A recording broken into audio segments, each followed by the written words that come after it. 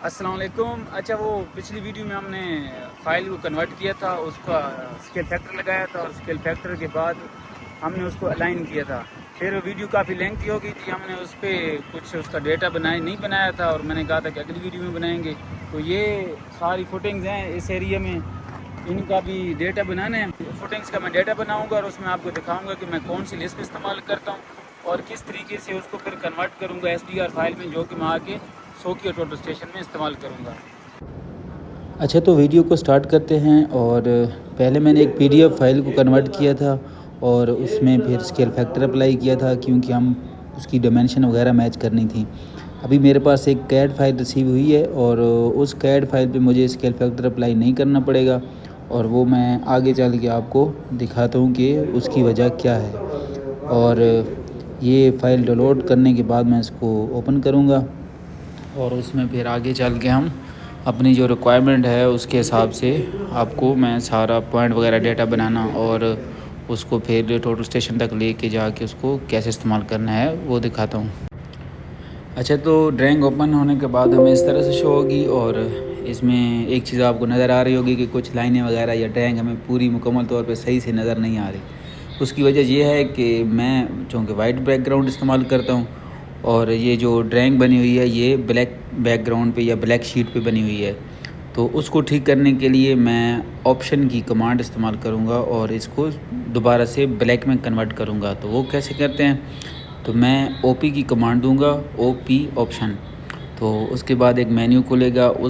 उस मेन्यू में आप बहुत सी चीज़ें चेंज कर सकते हैं, जैसा कि सिलेक्शन, कर्सर साइज़ वगैरह, और उसके रिलेटेड कुछ चीज़ें हैं। ये इसके लिए एक अलग वीडियो बनाएंगे। अभी मैंने कलर चेंज करना है, कलर पे क्लिक करेंगे, डिस्प्ले में इसका ऑप्शन होगा कलर का, तो इसमें क्लिक करेंगे और वाइट को हम चेंज कर देंगे ब्लैक में, अप्लाई और सेव। ये करने के बाद और मैंने कोई चीज़ चेंज नहीं करनी, इसको मैं ओके कर दूँगा। ओके करने के बाद मेरी जो ड्राइंग है वो क्लियर हो जाएगी और सारी ड्राइंग क्लियर से नज़र आएगी, क्योंकि ये जो ड्राइंग बनी हुई थी ये ब्लैक बैकग्राउंड बनी हुई है। तो इसका ऑप्शन भी चलें, आपने देख लिया कि कैसे हमने वाइट से ब्लैक या ब्लैक से वाइट करना है, तो यही ऑप्शन इस्तेमाल करना है। फिर Z करके इंटर करेंगे तो हम अपनी ड्राइंग शीट पे आ जाएंगे, जो जो चीज़ हमारे पास बनी हुई है। उसके बाद मैं इसकी कुछ डायमेंशन चेक करता हूँ, जिसकी वजह से मैंने आपको बोला था कि हमें स्केल फैक्टर अप्लाई नहीं करना पड़ेगा, क्योंकि हमें PDF फाइल नहीं मिली और हमें सिर्फ कैड फाइल ही ट्रैक मिली है। तो इसकी कुछ डिमेंशन जो गिवन होंगी ड्राइंग पे उनको चेक कर लेंगे। उसके साथ साथ जो कुछ पहले हमने कन्वर्ट की थी 153 के रेफरेंस से, वो भी हम चेक कर लेंगे। तो डिमेंशन चेक करने के लिए डिमेंशन की कमांड ये ऊपर से ड्रैग आप सिलेक्ट कर सकते हैं, और ये 10 मीटर को चेक करूँगा तो ये बराबर 10 मीटर आएगा। कोई एक और आधा रेफरेंस भी चेक कर सकते हैं कहीं भी वेरीफाई करने के लिए, अगर कहीं फ़र्क हो तो उसको आप फाइंड कर सकते हैं, या स्केल फैक्टर लगाना हो तो वो भी आप लगा सकते हैं। जैसा भी यहाँ 6, 1, 2, 4 है, तो वो मैं जो चेक कर रहा हूँ वो भी बराबर आ रही है। और इसी तरह फिर मैंने फैंस का चेक करता हूँ, 153 से मैंने रेफरेंस दिया था, क्या मेरे पास वही बराबर आता है या नहीं। स्केल फैक्टर्स मैंने फाइंड किया था और ये मेरा 153 मीटर ये भी बराबर आ रहा है। उसके बाद मैं इस पर गिवन कोऑर्डिनेट चेक करूँगा CD की लिस्ट की मदद से। ये मैंने पिछली वीडियो में बताया है कि आप कैसे डिटेल मैंने अपलोड की बताई थी और सारी। तो खैर ये चेक करेंगे आप, इसको CD की कमांड अप्लाई करके ये इस पॉइंट के कोऑर्डिनेट चेक करेंगे कि हमारे पास सेम है या नहीं। तो ये सेम नहीं होंगे, हमने इसको अलाइन करना पड़ेगा। तो वो अलाइन करने के लिए जैसे कि पिछली वीडियो में भी हमने किया था वो तरीक़ाकार, अभी फिर दोबारा एक दफ़ा देख लें आप। PO की कमांड पॉइंट लगाएंगे हम, इंटर पॉइंट कौन सा लगाएंगे जो हमारे पास गिवन है, ये 10, 10, 32 और 10, 14, 16, 700। ये पॉइंट लगाने के बाद आपको ड्राइंग को वहाँ से मूव करके अपने पॉइंट के पास लेके जाना है, और या पॉइंट के नज़दीक नियरेस्ट जो पॉइंट होगा, क्योंकि अभी हमारे पास बहुत ज़्यादा डिस्टेंस शो हो रहा था। ये सिंपल डिस्टेंस ही है, इसमें भी एक अलग से वीडियो बनाएंगे कि ये क्या है, क्या एक्चुअली ये फ़र्क आता क्यों है। तो इसको मैं ड्राइंग सेलेक्ट करूँगा, Ctrl X करके यहाँ से मैं इसको कट कर लूँगा। कट करके फिर मैं Z इंटर E इंटर लगा के और अपना जो मैंने पॉइंट लगाया था उसके पास जाऊँगा, और उससे पहले भी DDP टाइप से मैं पॉइंट स्टाइल चेंज करूँगा ताकि मेरा पॉइंट सामने नज़र आ जाए कहाँ पे है, क्योंकि पहले तो वो सिर्फ डॉट की शेप में होता है। तो उसको कोई शेप देने के लिए ये सिलेक्ट करके नीचे फिर आप साइज़ वगैरह को जो भी है उसको सिलेक्शन करेंगे और जो आपको रिक्वायर्ड हो। फिर जेड इंटर री इंटर, वो मेरे पास सामने पॉइंट आ गया, उसके पास मैं नज़दीक जाऊंगा उस पॉइंट के पास और वहाँ पे उस पॉइंट के कोऑर्डिनेट चेक करूँगा कि जो मैंने पॉइंट लगाया ठीक लगाया या नहीं। तो वही CD की कमांड लगा के मैं पॉइंट चेक करूँगा। पॉइंट मेरे कोऑर्डिनेट सेम होने चाहिए जो मैंने पॉइंट लगाया था, तो ये मेरे पॉइंट सेम है, इसके पॉइंट की कोऑर्डिनेट सेम है। तो ये लगाने के बाद मैं सिंपल जो मैंने ड्राइंग कट की थी उस ड्राइंग को मैं यहाँ पे पेस्ट करूँगा। पेस्ट करने के बाद सिंपल दोबारा उस ड्राइंग को सिलेक्ट करके जो मेरे रेफरेंस पॉइंट, अब ये एक किस्म का अलाइन कर रहा हूँ मैं ड्राइंग को एक पॉइंट से, तो उसको सिलेक्ट करने के बाद जो मैंने पॉइंट लगाया था उसी पॉइंट का बेस पॉइंट लेके मैं इसको उसके साथ मैच कर दूंगा जो मैंने पॉइंट लगाए थे। ये यहाँ से मैं इसको लेके जो मैंने अभी पॉइंट लगाया है उसका जो गिवन कोऑर्डिनेट थे उस पर मैं इसको मूव करूँगा तो ड्राइंग ऑटोमेटिकली पूरी ड्राइंग अलाइन हो जाएगी और कोऑर्डिनेट उसके हम फिर ले सकेंगे। और उसके साथ साथ अभी डायमेंशन हमें लगाने की ज़रूरत नहीं है क्योंकि डायमेंशन ऑलरेडी बराबर हैं, तो हमारी ड्राइंग अलाइन भी हो गई और स्केल फैक्टर की ज़रूरत भी नहीं है और हमारे कोऑर्डिनेट बराबर आ गए। फिर दोबारा चेक करूँगा, इनको मैच करूँगा, ये दोनों सेम होने चाहिए, तो ये दोनों सेम हो गए। उसके साथ ही आपको ड्राइंग में कहीं और भी कोऑर्डिनेट शो हो रहे होंगे तो उनको भी आप मैच कर सकते हैं। जैसा कि ये मेरे पास एक पोल का सेंटर पॉइंट शो हो रहा है तो उसको मैं चेक कर सकता हूँ और ये बराबर आएंगे। दोबारा थोड़ा मिसमैच हो रहा है तो उसको आप एक LLP की एक मैं लिस्ट यूज़ करता हूँ, वो भी इस्तेमाल कर सकते हैं जिसमें एलिवेशन भी आ जाता है अगर आपके पास कोगो पॉइंट है। कभी वीडियो इस पे भी बनाएंगे कि कोगो पॉइंट और सिंपल पॉइंट में क्या फ़र्क है। तो इसको आप चेक करेंगे इस सेंटर पॉइंट से तो इसके कोऑर्डिनेट आ जाएंगे। लेवल भी ये 0 शो करोगे क्योंकि अभी ये मेरा कोगो पॉइंट नहीं है, इसके पास कोई एलिवेशन नहीं है। तो ये दोनों कोऑर्डिनेट मेरे सेम हो गए। उसके बाद आगे कुछ और होंगे तो वो भी मैं देख लेता हूँ, उसको भी मैच कर लूँगा, ताकि 2-3 तरीक़ों से आपने ड्राइंग को आपने ड्राइंग को चेक लाजमी करना है। ये नहीं है कि आपने एक पॉइंट बराबर कर दिया तो चलें ठीक है ओके सारी ड्राइंग ओके होगी, नहीं, आपने एक 2 रेफरेंस से डायमेंशन और कोऑर्डिनेट एक 2 रेफरेंस से मैनुअल कैलकुलेट करके उनको चेक करना है कि क्या मेरे कोऑर्डिनेट ठीक आ रहे हैं या नहीं। जैसे कि अभी ये मैंने इसकी भी गिवन जो कोऑर्डिनेट थे उसको चेक किया तो ये मेरे बराबर है। अभी मैं इसका लेआउट डाटा बनाने के लिए लिस्ट इस्तेमाल करूँगा, AP की कमांड से उसको अपलोड करूँगा, PTS2 फाइल और टेबल, इस तरह की ये मेरे पास लिस्ट पे। इसका लिंक भी मैं साथ में वीडियो में मेंशन करूँगा, आप इसको डाउनलोड कर सकेंगे। इसको मैं लोड करूँगा, लोड करने के बाद ये मैं इस पर अप्लाई करूँगा। सिंपल वही देंगे PTS2 फाइल, ऐसा लिखेंगे तो आपके पास आ जाएगी। उसके बाद ये आपको लोकेशन मांगेगा कि आपने फ़ाइल कहाँ सेव करनी है। ये एक टेक्स्ट फाइल सेव करेगा जिसमें आपके सारे कोऑर्डिनेट होंगे, ऑटोमेटिकली नंबर भी जनरेट होंगे और उसके साथ कोऑर्डिनेट भी आएंगे। ये टेक्स्ट फाइल होगी, आपको कोई भी नाम देंगे XYZ, जो भी आपकी ड्राइंग है, जो जिस चीज़ का आप लेआउट बना रहे हैं तो वो नाम दे देंगे आप। वो नाम देने के बाद आप इसको ओके करेंगे। ओके करने के बाद ये आपसे पूछेगा कि आपके जो पॉइंट आपने शो करना है उसका साइज़ कितना हो। या आप यहाँ भी चेंज कर सकते हैं और बाद में भी चेंज कर सकते हैं। तो मैं सिंपल 0.30 या 0.25 जो भी हो वो मैं देख के इसको ओके करूँगा। फिर उसके बाद वो देखता है कि आपके पास पॉइंट का नंबर क्या होना चाहिए, कि हमारे पास 1 से शुरू हो रहा है, 2 से शुरू हो रहा है। अभी मेरा तो ये पहला पॉइंट है तो मैं 1 ही नंबर दूँगा। अगर बीच में कोई पॉइंट बना रहा होता तो मैं फिर उसको और नंबर देता। आप सिंपल क्लिक करते जाएंगे, जो लेआउट आपने बनाना है, जिस चीज़ का आपने लेआउट करना है उसको आप ओके करते जाएंगे। ये मैंने ऑब्जेक्ट स्नैप के सारे ऑप्शन ऑफ़ कर दिए, सिर्फ क्रॉस या एंड पॉइंट कर दिया ताकि मुझे मिस मैच ना हो, कोई और ट्रेस ना हो पॉइंट वगैरह। तो ऐसे आप जो पॉइंट के कोऑर्डिनेट आपने लेआउट करना है उसको क्लिक करते जाएंगे। ये आप साथ देख सकते हैं, नंबर भी लगते जा रहे हैं, पॉइंट भी बनता जा रहा है। ये 3, 4, इसी तरह 5, जितने पॉइंट जो चीज़ आपने लेआउट करनी है उस पर क्लिक करते जाएंगे। अच्छा, अभी आप जैसा देख सकते हैं कि ये सामने ना बहुत से पॉइंट्स जो हैं, ये इनका साइज़ बड़ा है तो इनका साइज़ मैं छोटा करने के लिए लिस्ट को इधर क्लोज़ करूँगा, आधे में छोड़ूंगा इसको। 32 पॉइंट मेरे पास बने हैं तो मैं ये टेबल यहाँ जिसको छोड़ दूँगा वो टेबल बन जाएगा। उसके बाद मैं DDP की उसका एंटर करूँगा कमांड, और ये जो साइज़ है पॉइंट्स के जो मुझे डिस्टर्ब कर रहे हैं इनको मैं छोटा कर दूँगा। ये पॉइंट स्टाइल वही रहेगा, बस साइज़ में इसको छोटा कर दूंगा तो थोड़ी मेरी ड्राइंग जो है क्लियर हो जाएगी और मुझे काम करने में आसानी होगी। अभी आप देख सकते हैं फ़र्क आपको वाज़ह नज़र आ गया होगा। अभी मैं दोबारा से उसको अप्लाई करता हूँ और आखिरी मेरा पॉइंट था 32, मैं PTS अप्लाई करूँगा। उसके बाद ये फ़ाइल इसको सेव करूँगा। अब मैंने पहले एक फ़ाइल सेव की थी, अब दोबारा उसकी एक अलग फ़ाइल उसी नाम से 2 फ़ाइल सेव हो जाएंगी और वो पॉइंट नंबर ऑटोमेटिकली हम 32 देंगे तो वो जनरेट हो जाएगा। अभी ये साइज़ मांग रहा है, साइज़ कोई भी रख सकते हैं, पिछला जो आपने साइज़ दिया होगा वही साइज़ रखेंगे। उसके बाद आखिरी पॉइंट मेरा 32 था, तो अभी मेरा पॉइंट होना चाहिए 33। तो मैं अभी ये क्लिक करता जाऊँगा। अभी आप देखोगे कि मैंने पॉइंट का नंबर चेंज कर दिया, क्योंकि बीच में मैंने काम रोका था और मैंने दोबारा उसी पॉइंट से शुरू करना था, तो मैंने चेंज कर दिया। और ये थोड़ा वीडियो को शॉर्ट करने के लिए स्पीड इसकी मैंने ज़्यादा की है, ताकि वैसे वीडियो की लेंथ बहुत ज़्यादा हो जाती है और बीच में फिर कुछ भाई छोड़ देते हैं या कुछ पॉइंट मिस कर देते हैं, तो उसी की एट दी एंड वो समझ नहीं आती। अभी मेरा ये काम ख़त्म हुआ, ये पॉइंट्स मेरे तकरीबन 488 पॉइंट्स बने यहाँ पे।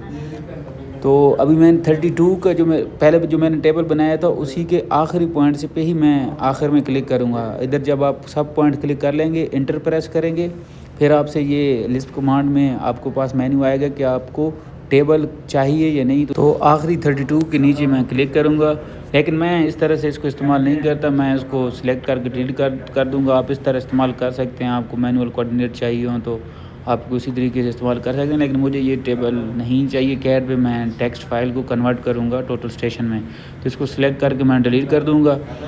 अभी ये जो मेरा सारे डेटा है आप देखेंगे, इसकी मैं कुछ सेटिंग करूँगा। क्योंकि कुछ पॉइंट मिसमैच हुए हैं, उनको देख लेता है बंदा। फिर उसके साथ साथ इनका साइज़ वगैरह चेंज करना हो पॉइंट का, अगर सही से नज़र नहीं आ रहे, कलर आप चेंज कर सकते हैं। कोई कलर आप अपनी मर्ज़ी का रख सकते हैं, मैं रेड कलर रखूँगा। और मैं फिर वापस वाइट बैकग्राउंड में जाऊँगा, क्योंकि मैं अब ज़्यादातर वाइट बैकग्राउंड की ही सेटिंग में लेआउट का डेटा बनाता हूँ, क्योंकि उसमें फिर एक मोबाइल की एप्लीकेशन है, उसमें ये अच्छे से शो होता है सब कुछ पॉइंट डेटा वगैरह। तो अभी मैं ये पॉइंट के कलर भी चेंज कर दूंगा और ये नंबरिंग का, और मेरे पास जो रेक्टेंगल है, इसका जो फुटिंग का साइज़ है, इसका कलर येलो है, तो इसको भी मैं सिलेक्ट करके इसका कलर भी चेंज कर दूंगा। और उसके लिए ये सिलेक्ट एक करके सिलेक्ट सिमिलर जाएंगे तो सब सेम सिलेक्ट हो जाएंगी। और इसका मैं कलर इसको दे दूंगा ब्लू, वाइट, ब्लैक जो भी है। अभी मैंने इसको ब्लैक दे दिया। अभी आप देख सकते हैं कि मेरे पास पॉइंट नंबर भी आ गए, ये भी विजिबल हो रही है। और उसके बाद चलो इसको ब्लैक कर देते हैं, थोड़ा और वाज़ेह हो जाएगी। तो उसके बाद ये इसको मैंने ब्लैक कर दिया, सब ब्लैक हो गई। सिलेक्ट सिमिलर के तरीके से आप सबको एक साथ सिलेक्ट कर सकते हैं। ये पॉइंट साइज़ हो गए ये। अच्छा, इस पर फिर आप देखेंगे कहीं अगर कोई पॉइंट वगैरह मिसमैच है तो उसको आप सेट कर सकते हैं, आगे पीछे कर सकते हैं। जैसे अभी ये मैंने सब कुछ सिलेक्ट सिमिलर करके थोड़ा साइड भी कर दिया, क्योंकि लाइन पे ये मैच कर रहे थे। और इधर कुछ पॉइंट हैं जो डबल क्लिक हुए होंगे, ये देख सकते हैं ऊपर नीचे ये नज़र आ रहे हैं। तो ये आप थोड़ी सी ड्राफ्टिंग में आ जाएंगे, फिर इनको आप ख़ुद मैनुअली सिलेक्ट करके मूव राइट लेफ़्ट करते रहेंगे, ताकि आपके पॉइंट के सामने नंबर होगा, आपको इतना शो होगा कि हाँ ये इसका जो नियरेस्ट नंबर है वो 129 है या जो भी। या आप सिलेक्ट करके डायरेक्ट स्केल इसका चेंज कर सकते हैं। बहुत सी मॉडिफिकेशन आप जैसे आप चाहें आप इस ड्राइंग पे काम कर सकते हैं। अभी ये मेरे पास जो दोनों टेक्स्ट फाइल सेव हुई हैं, वो पहले उनकी लोकेशन अलग थी, मैं अभी इनको अपनी एक साइड पे करके एक अलग जगह पे रख दूंगा, जहाँ पे बाकी सारी फाइलें भी सेव करूँगा, टोटल स्टेशन वाली जो भी है। तो एक नया फ़ोल्डर को नाम दे के इसका मैं कोई भी नाम दे सकता हूँ, GIB लेआउट, या जो कोई भी जो काम आप कर रहे हैं उसका एक अलग फ़ोल्डर आप बना सकते हैं। ये बना के मैं इसको इधर ही पेस्ट कर दूँगा। अभी मैं ये फ़ाइल ओपन करूँगा। फ़ाइल ओपन करने के बाद ये सारे कोऑर्डिनेट मुझे शो हो रहे हैं इसके। ये जो पहली फ़ाइल थी वो 32 पॉइंट वाली, और ये जो दूसरी फ़ाइल है वो 32 से लेकर 488 तक। कन्वर्ट करने के लिए आप एक्सेल में जाएंगे और एक्सेल में कोई भी न्यू शीट ओपन कर लेंगे। न्यू शीट ओपन करने के बाद आप जो फाइल हमारी टेक्स्ट फाइल सेव होगी उसका डेटा कॉपी करके इधर सिंपल पेस्ट कर देंगे।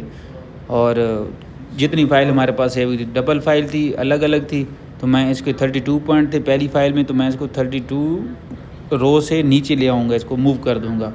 और ये जो ENZ है उसको मैं डिलीट कर दूँगा। और दूसरा जो साथ में मेरे पास दूसरी फ़ाइल है 32 है पॉइंट्स वाली, ये वाली, इसको मैं कॉपी करूँगा। इसका सारा डेटा सिलेक्ट करके कॉपी करके वापस मैं इसको वहाँ पे अपनी जो शीट बना रहा हूँ उसमें पेस्ट कर दूँगा। ये यहाँ पे इसको मैं पेस्ट करूँगा। आप थोड़ी बहुत सेटिंग कर सकते हैं एक्सेल में कैसे चेंजिंग, ये चीज़ें तो मॉडिफिकेशन में आ जाती हैं। तो ये 32 पॉइंट्स को मैं इधर सेलेक्ट करके एक ही फाइल में कन्वर्ट कर दूंगा और पूरा ये सारा सेटअप हो जाएगा। तो इसको ये कुछ और थोड़ी बहुत सेटिंग्स हैं, ये सेंटर में होना चाहिए। ये इसके आप डबल क्लिक करेंगे तो कोऑर्डिनेट एक शो कर रहा है, लास्ट में सिर्फ डेसी शो कर रहा है और मिलीमीटर या सेंटीज शो नहीं कर रहा। तो आप पूरे सारे को सिलेक्ट करके इसको सिलेक्ट करके और डबल क्लिक करेंगे तो सारे आ जाएंगे जैसे आप देख रहे हैं। अच्छा, उसके बाद ये हम टोटल स्टेशन के लिए इसको कन्वर्ट करेंगे। वो क्या करेंगे, ये सोकिया लिंक मेरे पास है, इसकी भी एक अलग वीडियो ही होगी कि इसको इंस्टॉल कैसे करना है, इस्तेमाल कैसे करना है। लेकिन अभी थोड़ा आपको बताता हूँ, ये अभी आप देख रहे होंगे कि इसका सबसे पहले ना आपने फॉर्मेट देखना है कि आपके पास फॉर्मेट कौन सा है। Point, string, nothing, tab, delimited, comma delimited, कोई भी होगी जो आपने यहाँ रखना है वही। फिर आपने एक्सेल शीट को भी या SDR फाइल भी वही वाली बनानी है, सेम होना चाहिए, सेम कॉलम होने चाहिए, सेम मतलब पहले पॉइंट नंबर, फिर स्ट्रिंग, नथिंग, टैब डेलिमिटेड या कॉमा डेलिमिटेड, इसका भी फ़र्क आगे जाके बताते हैं। उसी के हिसाब से आपने फ़ाइल को कन्वर्ट करना है। कौन सी फ़ाइल को, एक्सेल फाइल को आपने कन्वर्ट करना है। SDR में फॉर्मेट कौन सा रखना है, वही फॉर्मेट जो आप यहाँ पे सोकिया में इस्तेमाल करें, सोकिया लिंक में इस्तेमाल करें।